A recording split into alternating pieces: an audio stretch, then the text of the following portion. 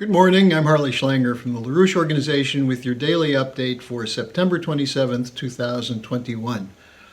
I'm going to begin with the German elections which took place yesterday because it showed a continuation of the process we've seen since 2016 of a collapse of support for the ruling parties in most of the world. We saw this with the Brexit vote, we saw it with the Trump election in 2016 in the United States. Throughout Europe, with the rise of smaller parties, Macron's party was a new party that was elected in France, a lack of trust and confidence in what had been the old establishment parties, which was continued with the vote yesterday in Germany. No party got more than a quarter of the votes. The Social Democrats just slightly above 25%, the Christian Democrats just slightly below 25%. But there's no way to establish a coalition government without at least three parties. And this is probably going to turn out to be unworkable, especially if the third party is going to be the Free Democrats, which unless they make a major change in their approach to taxation and support for government regulation, they would find it hard to fit in with the Social Democrat-Green alliance. Now the big problem here is the Greenies. And I don't just mean the party, I mean the whole country. Klimaschutz, the climate protection, was the major issue in this campaign.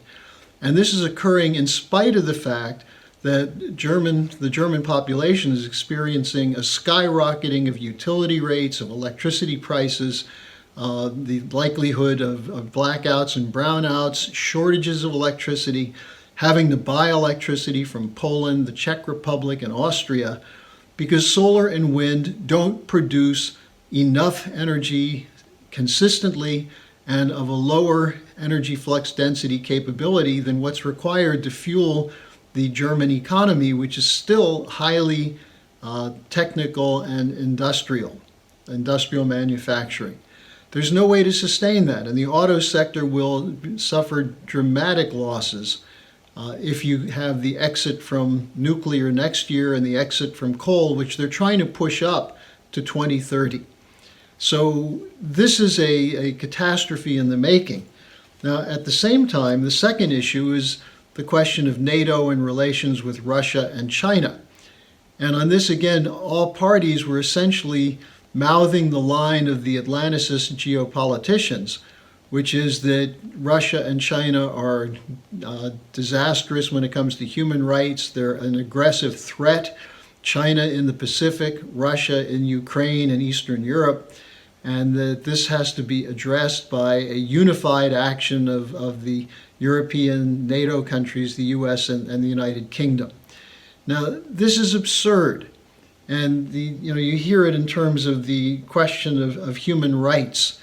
Well, the Chinese government just put out a report on Xinjiang province, which made the point that here where there supposedly is an ongoing genocide, where some reports say as many as several million people are being killed or jailed, that there's an attack on the Muslim religion. The Chinese government put out a report which said actually there's an increase in the population in Xinjiang province and the life expectancy.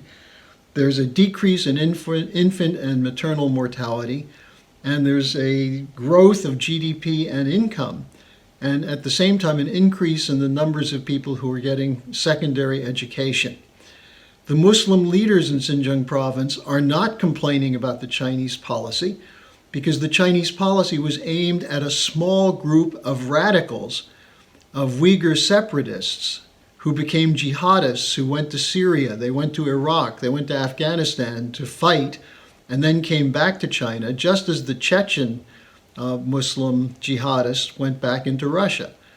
So the Chinese carried out a campaign to shut down the mosques that were producing jihadists and taking the young people who were being recruited and giving them an education.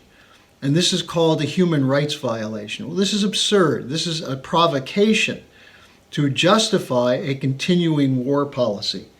Also, you have the Crimea, which is the issue in Europe, supposedly the Russians seizing and annexing Crimea, when in fact the people of Crimea voted democratically overwhelmingly to rejoin the Russian Federation. And then the Nord Stream 2 pipeline, which was also under attack by the Greens and others. Well, the International Atomic Energy Agency did its part by blaming Russia for the spikes in gas and electricity prices. But that has nothing to do with how much is being exported from Russia into Europe. It has to do with the failure of wind and solar, meaning that more energy is needed from Russia. So all of these arguments are fraudulent and bogus. Now, this unfortunately then plays into what's going on with the U.S. policy, or perhaps we should say this focus, the green policy and the attack on Russia and China, is shaped by what's going on with the UK and the US. In the United States, it was announced over the last days that the State Department and the Department of Defense are increasing their monitoring of Chinese activities. Now, this was originally planned in 2018, but it was stymied by opposition from Trump's appointees, one of whom was a Trump envoy to East Asia, Susan Thornton, who said that this would lead to hype and distortion among China watchers. Well, under Biden now, this is proceeding, the increase in the number of China watchers deployed in each embassy around the world. This coincides with an escalated push for regime change against Russia and China. Now, here we had, from 2016 to 2020 in the US, a bogus, false, fabricated argument that Russia was interfering in US elections, which is now proven to be not only false, but literally criminal. A criminal conspiracy against President Trump, against the Russian Federation, against President Putin, and against the American people who voted for Trump.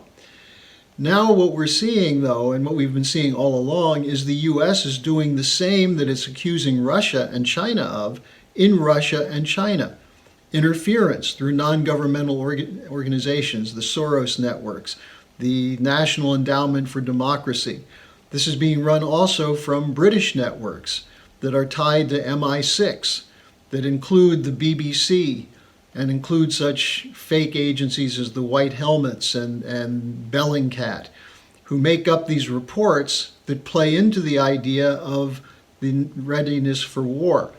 So over the weekend, there was a meeting of the Quad nations, which is India, Japan, Australia, and the United States, to discuss the Indo-Pacific region, which is in the midst of a huge buildup by the West, talking about essentially an Asian NATO. Now remember, NATO, North Atlantic Treaty Organization. It should have been shut down when the Soviet Union collapsed. Not only is it not being shut down, but it's being extended into Asia. Doesn't make sense, does it? Unless you're with the military-industrial complex networks that need threat of war to justify trillion-dollar-a-year defense budgets. Now, you also had this agreement, the secret agreement that became public last week, the AUKUS, the Australia-UK-US agreement, which is a military alliance against China. And as much as they say it's not against China, a top Navy official said, no, it's a brilliant flank against China. So, we get out of the war in Afghanistan. Are we going to replace it with an escalation to contain China, which is not possible? China's 1.4 billion people, the second largest economy in the world, and an economy which many other nations are dependent upon right now. And I'm not just talking about poorer nations.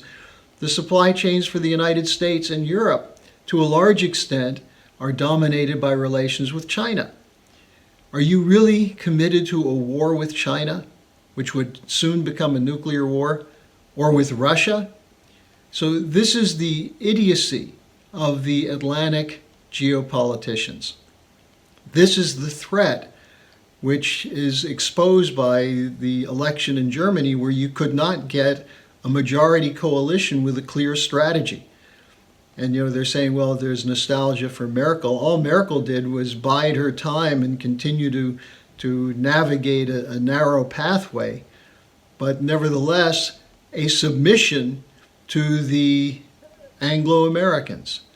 It's time that Germany and Europe have a new policy, and Helga Zepp-LaRouche and the Buzo policy included an exit from NATO and an exit from the European Union.